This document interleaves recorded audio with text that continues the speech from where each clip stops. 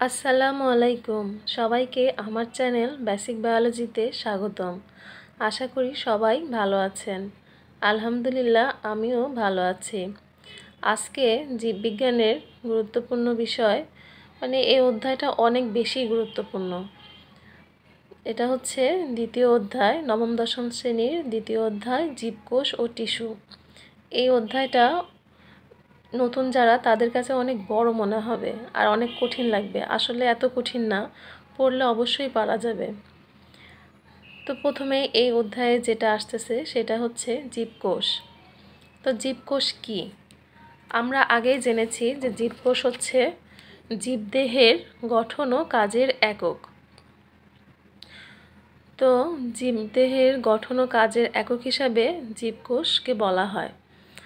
তারপরে বিজ্ঞানী লোই এবং সিকেভিচ একটি সংজ্ঞা দিয়েছেন, সেটা হচ্ছে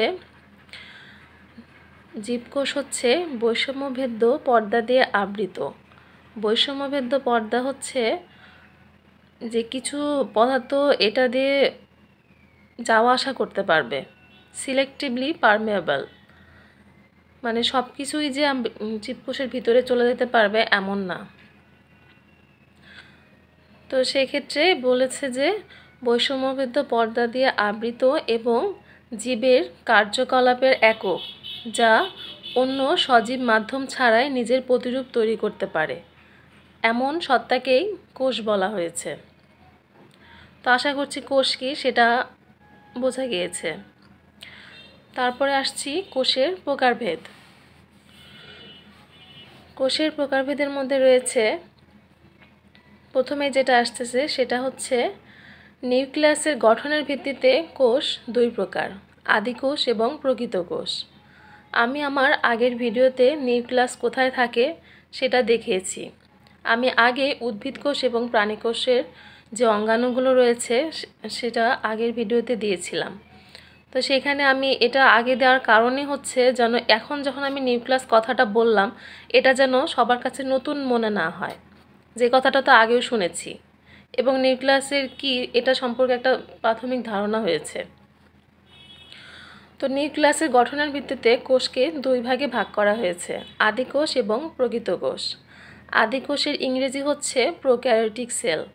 প্রো কথাটাই হচ্ছে বাংলা হচ্ছে আদি, পূর্বে। এছাড়াও একে প্রাককেন্দ্রিক কোষও বলা হয়। তো এ ধরনের কোষে কোনো সুগঠিত নিউক্লিয়াস থাকে না, এজন্যই এদের আদিকোষ বলা হয়েছে। তারপরে আসছে এদের নিউক্লিয়াসে কোনো পর্দা দিয়ে আবৃত থাকে না, তাই নিউক্লিয় বস্তু সাইটোপ্লাজমে ছড়ানো থাকে। এসব কোষে মাইটোকন্ড্রিয়া, প্লাস্টিড, এন্ডোপ্লাজমিক রেটিকুলাম ইত্যাদি অঙ্গাণু থাকে না, তবে এখানে রাইবোজোম থাকে। ক্রোমোজোমে কেবল ডিএনএ থাকে। নীলাভ সবুজ শৈবাল অথবা ব্যাকটেরিয়ায় এ ধরনের কোষ পাওয়া যায়। তো আদি কোষের উদাহরণ হিসাবে আমরা নীলাভ সবুজ শৈবাল এবং ব্যাকটেরিয়াকে বলতে পারি। মানে আদি কোষ যখনই আমরা শুনবো তখনই বুঝতে পারবো যে এটা সুগঠিত নিউক্লিয়াস থাকে না। সুগঠিত নিউক্লিয়াস থাকে না মানে এখানে নিউক্লিয়ার পর্দা দ্বারা নিউক্লিয়াসটা আবৃত থাকে না। তারপরে আসছে প্রকৃত কোষ বা সুকেন্দ্রিক কোষ। একে ইউক্যারিওটিক সেল বলা হয়। এসব কোষের নিউক্লিয়াস সুগঠিত, অর্থাৎ নিউক্লিয়ার ঝিল্লি, মানে যে নিউক্লিয়ার পর্দা যা আগে বলেছি সেটা নিউক্লিয়ার পর্দা দ্বারা আবৃত থাকে। এখানে নিউক্লিয়ার ঝিল্লিকে ইংরেজিতে নিউক্লিয়ার মেমব্রেন বলে। মেমব্রেন কথাটার অর্থই হচ্ছে পর্দা বা ঝিল্লি। তো নিউক্লিয়ার ঝিল্লি দিয়ে নিউক্লিয় বস্তু পরিবেষ্টিত এবং সুসংগঠিত, মানে নিউক্লিয়ার পর্দা দ্বারা নিউক্লিয় বস্তুগুলো আবৃত। এসব কোষে রাইবোজোম সহ সকল অঙ্গাণু উপস্থিত থাকে। ক্রোমোজোমে ডিএনএ, প্রোটিন, হিস্টোন এবং অন্যান্য উপাদানও থাকে। অধিকাংশ জীবকোষই এ ধরনের। মানে এই নীলাভ সবুজ শৈবাল বা ব্যাকটেরিয়া ছাড়া বাকি সব কিছুই হচ্ছে ইউক্যারিওটিক সেল। তারপরে বলা হচ্ছে যে কাজের ভিত্তিতে প্রকৃত কোষ দুই ধরনের। মানে আগেই কিন্তু বলা হয়েছে যে জীবকোষ কি, জীবদেহের গঠন ও কাজের একক। তো গঠনের দিক থেকে নিউক্লিয়াসের গঠনের ভিত্তিতে দুই ভাগে ভাগ করা হয়েছে, আর কাজের ভিত্তিতে প্রকৃত কোষকে আবার দুই ভাগে ভাগ করা হয়েছে, সেটা হচ্ছে দেহকোষ এবং জনন কোষ। দেহকোষ হচ্ছে সোমাটিক সেল। তো বহুকোষী জীবের দেহ গঠনে এসব কোষ অংশগ্রহণ করে।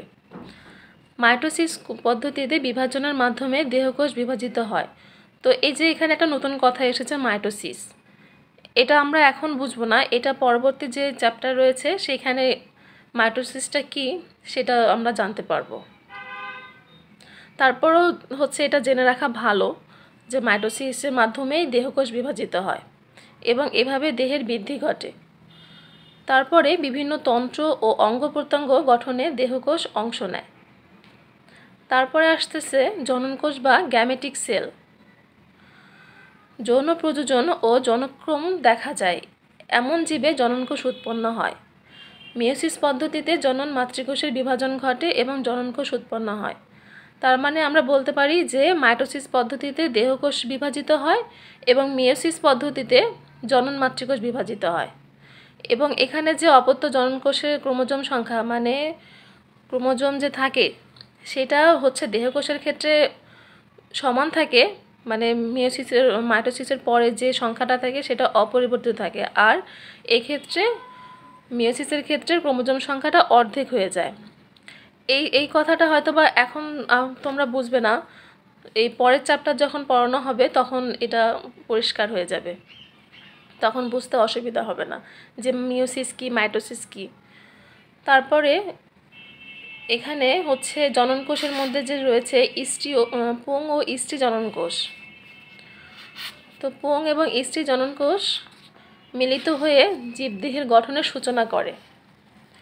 পুং ও স্ত্রী জননকোষের মিলনের ফলে সৃষ্ট প্রথম যে কোষটি উৎপন্ন হয় সেটাই হচ্ছে জাইগোট। তো জাইগোটটা বারবার বিভাজনের মাধ্যমে জীবদেহ গঠন করে। তারপরে আসতেছে উদ্ভিদ এবং প্রাণী কোষের প্রধান অঙ্গাণু। তো আমি হচ্ছে আমার আগের ভিডিওতেই চিত্র সহকারে এটা বোঝানোর চেষ্টা করেছি। তো আজকে আমি চিত্র দেইনি, আজকে শুধু যে অঙ্গাণুগুলো রয়েছে সেগুলো দিয়েছি। সেখানে রয়েছে উদ্ভিদ এবং প্রাণী কোষের যে প্রধান অঙ্গাণু সেটা হচ্ছে কোষপ্রাচীর, প্রোটোপ্লাজম, কোষঝিল্লি। তারপরে আসছে সাইটোপ্লাজমীয় অঙ্গাণু। তো এই সাইটোপ্লাজমীয় অঙ্গাণুর মধ্যে কিন্তু আবার ঝিল্লিযুক্ত সাইটোপ্লাজমীয় অঙ্গাণু রয়েছে এবং ঝিল্লিবিহীন রয়েছে। তো ঝিল্লি কি সেটা তো আগেই বললাম যে ঝিল্লি একটা পর্দা। তো পর্দা দ্বারা আবৃত যে অঙ্গাণুগুলো রয়েছে তার মধ্যে রয়েছে মাইটোকন্ড্রিয়া, প্লাস্টিড, গোলজি বস্তু, এন্ডোপ্লাজমিক রেটিকুলাম, কোষগহ্বর, লাইসোজোম। তারপরে আসছে ঝিল্লিবিহীন সাইটোপ্লাজমীয় অঙ্গাণু, কোষ কঙ্কাল, রাইবোজোম, সেন্ট্রোজোম। তারপরে যে অঙ্গাণুটা আসছে সেটা হচ্ছে নিউক্লিয়াস। নিউক্লিয়াস হচ্ছে নিউক্লিয়ার ঝিল্লি, নিউক্লিওপ্লাজম, নিউক্লিওলাস এবং ক্রোমাটিন জালিকা। তো এগুলাই হচ্ছে কোষের প্রধান অঙ্গাণু। তো আজকে আমি হচ্ছে শুধু এই অঙ্গাণুগুলোর নামই বলেছি, আজকে আর বেশি কিছু বলবো না। আর তারপরে যে অঙ্গাণুগুলোর কথা বলেছি তার মধ্যে কিছু অঙ্গাণু রয়েছে খুবই গুরুত্বপূর্ণ, যেমন মাইটোকন্ড্রিয়া, ক্লোরোপ্লাস্ট, নিউক্লিয়াস। তো এই অঙ্গাণুগুলো নিয়ে আমি পরবর্তীতে ভিডিও দিব, সেখানে চিত্র আঁকায় বোঝায় দিব। আর যে বাকি যে অঙ্গাণুগুলো রয়েছে আশা করছি এগুলো পড়লেই তোমরা পারবে, এগুলো খুব বেশি কঠিন না। যে তিনটা খুবই গুরুত্বপূর্ণ এই তিনটা আমি পরবর্তীতে ভিডিওতে বোঝাই দিব। ইনশাল্লাহ আজকের পড়া সবাই বুঝতে পেরেছে। তো আজকে আর বেশি কিছু বলবো না, এটুকুই বলতে চাই। সবাইকে আমার সঙ্গে থাকার জন্য ধন্যবাদ। আর যদি আমার ভিডিও ভালো লাগে তাহলে অবশ্যই লাইক করবে, কমেন্টে তোমাদের মতামত জানাবে আর অবশ্যই সাবস্ক্রাইব করে দেবে। আমার সঙ্গে থাকার জন্য সবাইকে ধন্যবাদ।